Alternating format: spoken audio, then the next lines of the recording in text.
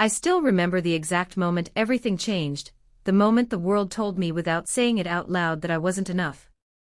I was just a kid on the subway, sketchbook in my hand, drawing because it kept me alive inside, and someone looked over my shoulder, smirked and said, "What's the point? Art won't take you anywhere." That sentence burned itself into me. It became this echo, this whisper following me around everywhere I went. But years later, when I was sitting in a studio being told that the same drawings, the same hands, and the same imagination were now worth thousands, I just wanted to go back in time and tap my younger self on the shoulder and say, "You have no idea what's coming." I want you to really think about something as you hear this. If the world spent your whole childhood telling you that you would never become anything, and suddenly you broke every expectation everyone ever had, how would you react? Would you forgive them? Would you stay humble? Or would you turn around and show everyone exactly what you're made of? Tell me at the end if I was wrong for the way I handled things, because even now, I still think about it. I grew up in the Bronx and life wasn't pretty. Where I lived, you didn't walk outside without seeing broken things, broken windows, broken streets, broken families, broken dreams. I was one of them. My dad was in and out of jail, and by the time I was young, he wasn't around at all. My mom did what she could, but stability wasn't something we got much of.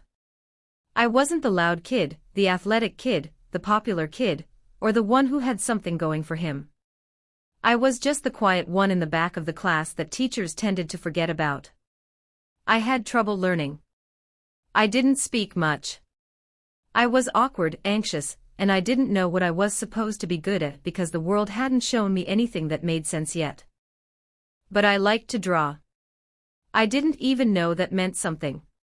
I just knew that when I pressed pencil to paper, something in my chest stopped feeling heavy for a little while. I got bullied a lot. I was the kid everyone picked last, the kid people threw comments at for being weird or slow. One teacher even called my mother and told her I might need alternative career expectations because I wasn't cut out for anything creative or academic. I didn't know whether to laugh or cry when I heard that. I was 11 years old and already being told to give up on life. But I kept drawing anyway.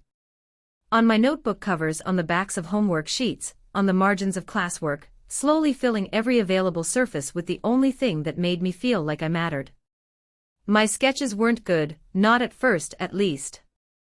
I didn't know anything about technique, shading, perspective, proportion, realism, or art theory. I just drew what I felt. When my mom came home exhausted from work, I drew her resting on the couch. When I walked through the Bronx streets and saw graffiti, I tried to copy the shapes. I drew sneakers, hands, faces, characters, even things from my imagination that didn't exist anywhere else. And even though nobody cared, even though nobody saw it as talent, I kept drawing because, for me, it was survival. When I got older and moved into middle school, that was when the rejections started getting louder. I remember applying to an art program, thinking maybe this was finally the step I needed. I practiced for weeks, sketching everything I could to create a portfolio. I handed it in, my hands sweating, my heart pounding because this was the first time in my life I truly wanted something. And 2 weeks later, I got the letter. Rejected. No explanation. Just a flat no. I sat on the floor staring at that letter, and wondered why I had even bothered to try. I kept thinking they were right. I'm nothing. This dream is stupid. But the crazy thing is, rejection didn't stop me, it kind of challenged me. I started drawing even more. I spent hours watching tutorials online because we couldn't afford classes. I went to the library and checked out every art book I could find. I started paying attention to the world, observing shapes, light, shadows, faces, and I kept sketching them. And eventually, even though I didn't realize it at the time, I started getting better. Then came high school, and this was my first real shot. My mom encouraged me to apply to a specialized art school, the High School of Art and Design. People said it was competitive, impossible to get into unless you had years of training. I had none. But I walked into that audition with a portfolio that wasn't made of fancy assignments or art class pieces. It was made of copy paper drawings from my bedroom floor and subway sketches from long commutes. And somehow, someone saw something. I got in. The moment I opened that acceptance letter, I couldn't breathe. It was the first time in my life someone in a position of authority looked at me and said yes. High school changed everything. I was suddenly surrounded by kids who were crazy talented, kids who had been taking art classes since they were 5, kids who knew words like composition and value structure. I felt like I was years behind. But instead of being intimidated, I used it to push myself. I stayed late after school. I stayed inside during lunch. I practiced line work, shading, realism, anatomy, charcoal, the basics, everything I didn't know before. And slowly, classmates started noticing. Teachers started noticing. For the first time, my art was getting attention. I wasn't invisible anymore. But the moment I realized art wasn't just something I liked but something I was meant for was on the subway. One day, I was riding home from school, and I took out my sketchbook like always. I started drawing a man sitting across from me, quiet, tired-looking, probably after a long day. I captured the slump of his shoulders, the tiny wrinkles around his eyes, the details of exhaustion that only someone who had lived through hard life would have. And when I finished, he noticed. He walked over, and I thought he might be angry. But instead, he just stared at the drawing and tears filled his eyes. He said, "Nobody ever sees me." And that sentence changed everything. I realized art could make people feel seen, in a world that ignores them. After graduating, I knew I had to keep going. I eventually earned a scholarship to a major art school, and I pushed myself harder than ever. But even there, I felt underestimated. My style wasn't abstract. It wasn't experimental or conceptual. It was realistic portraiture, clean lines, human emotion, deep expression, which wasn't trendy at the time. Professors said things like, "This isn't modern enough, this won't make you money, you need to find something else." And every time someone said that, I remembered the people on the subway, the people nobody looked at, the people society skipped over. I wasn't drawing for trends. I was drawing for them. After school, life didn't suddenly become easy. Nobody rolled out a red carpet. I worked odd jobs. I painted at home. I took commissions that paid barely anything. I'd wake up some days wondering if I was stupid for trying to make this into a career. But whenever I felt lost, I'd go back to drawing real people in real places. And the subway. That became my studio.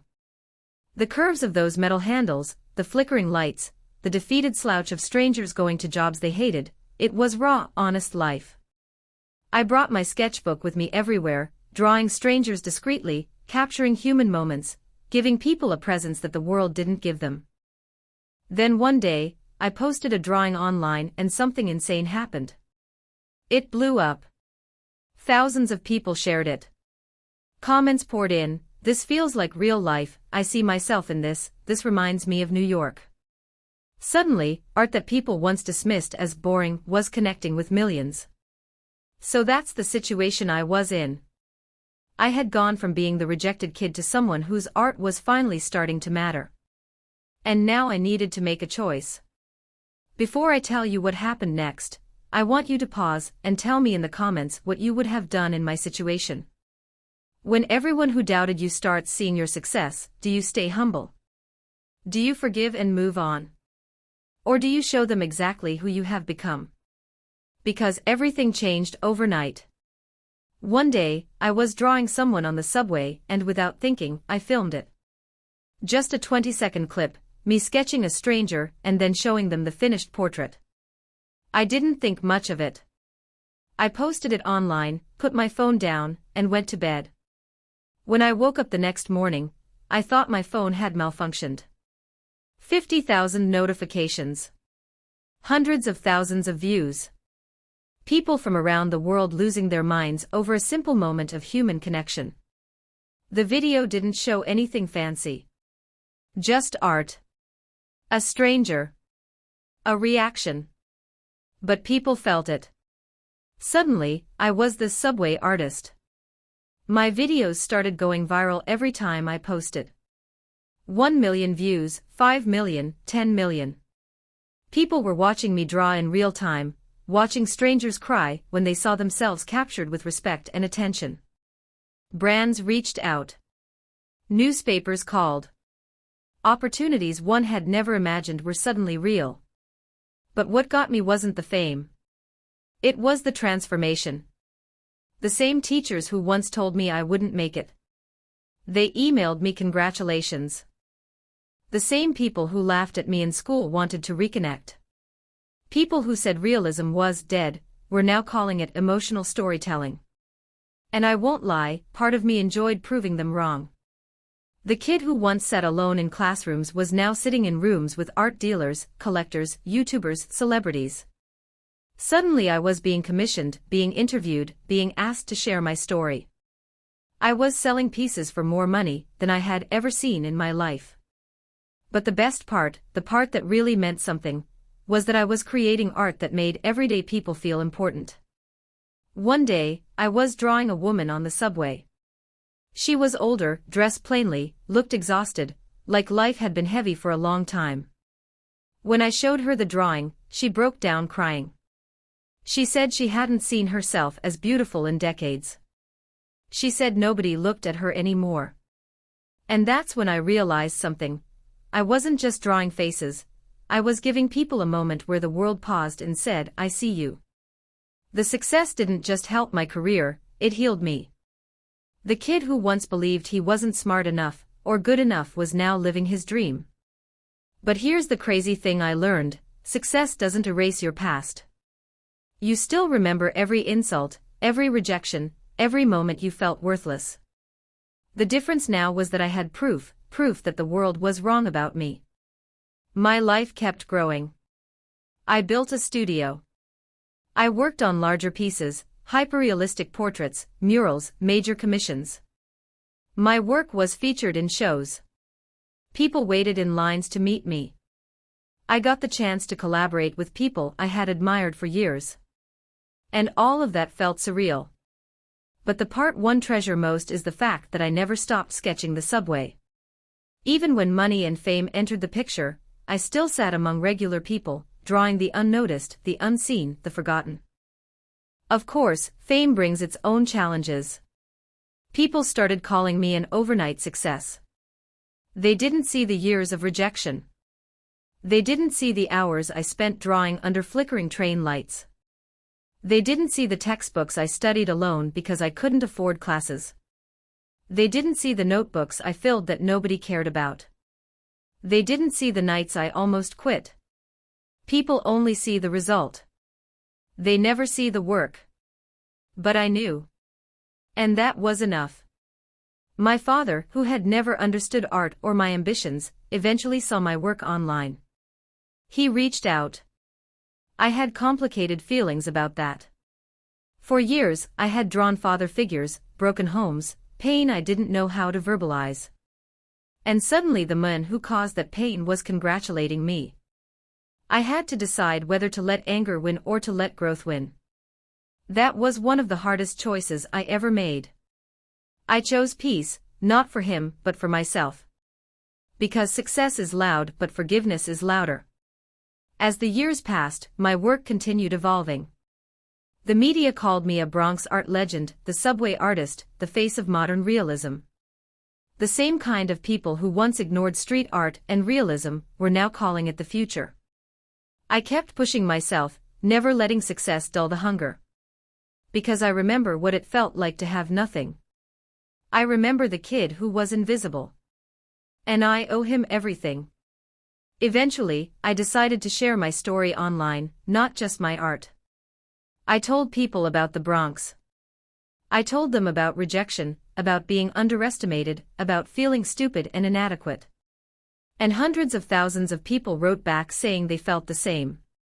Suddenly I realized that the world was full of kids just like me, kids who just needed someone to tell them they could be something. People began showing their own drawings, their own creative journeys, their own transformations. And that meant more than any paycheck or headline. Even today, when I sit with my sketchbook on the subway and draw someone quietly, the world stops for a moment. The person sees themselves, really sees themselves, and everything changes. Sometimes they cry. Sometimes they laugh. Sometimes they're speechless. Every time, though, they understand that they mattered enough for someone to pay attention. So when people ask me how I became successful, I tell them the truth: I didn't chase fame. I chased improvement. I chased honesty. I chased the moments that made people feel seen. And when enough moments line up, success is inevitable. Now, as I sit here telling this story, I want you to think about something. The world will always be full of voices telling you that you can't do something. Some will be teachers, friends, parents, strangers, people online. But those voices don't define you.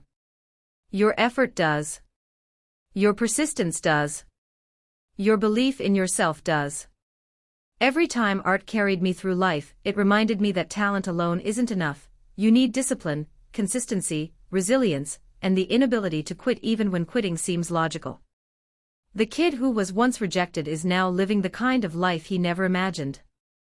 I've traveled, exhibited, collaborated, built a name that means something.